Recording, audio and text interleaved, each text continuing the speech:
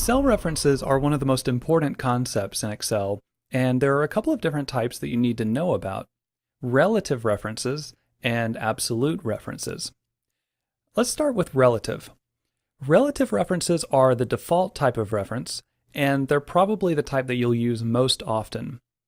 In this example, I want to know the amount of money spent on each item, and to do this, I'll need to multiply the price by the quantity. I'll enter my formula here. Start by typing the equals sign, and the formula will be D4 times E4. And then just press the Enter key. Now if I use the fill handle to copy this formula to all of these cells, you can see that in each one, the cell references are actually going to be different. So we have D7, D8, D9, and so on. And that's because these are relative references.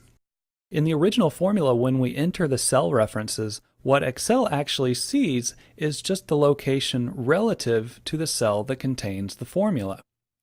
In this case, it's looking 2 cells to the left and also 1 cell to the left, and those just happen to be D4 and E4 in this case. And each copy is also looking 2 cells to the left and 1 cell to the left.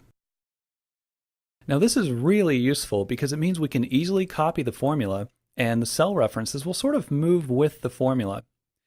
And that doesn't necessarily mean that the references have to be on the same row like they are here. They could be anywhere in this sheet.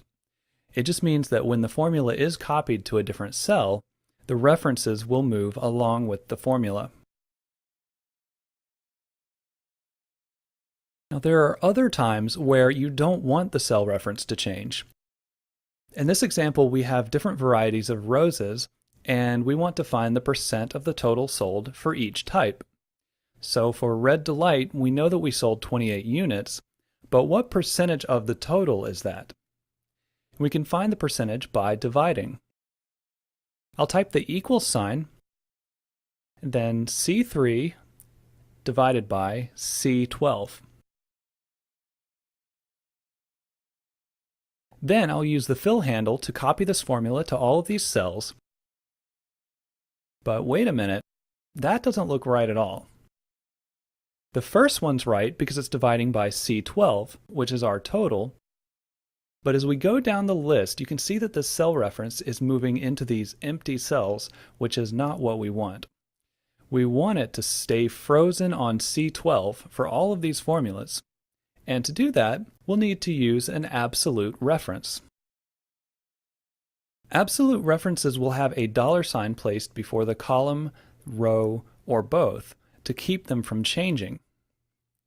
If you put $signs before the column and the row, then neither of them will change no matter where you copy the formula to. If you just put the $sign before the row, then the row will not change, but the column will change if you copy the formula to a different column. And if you just put the $sign before the column, then the column won't change, but the row can change. Now most of the time you're just going to be using the first one where there's a $sign before the column and the row. So we can go back to this example and add $signs before the column and the row to make C12 an absolute reference. And now if we copy this formula, these numbers look a lot better. If you double-click on some of them, you can see that the relative reference is different in each one, but the C12 reference stays constant.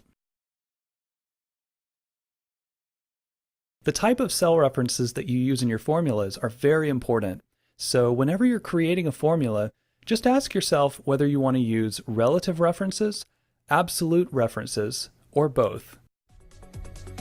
Like what you just saw? Rate it. Add a comment. Subscribe to our channel. The freedom to learn. What you want, when you want. Absolutely free.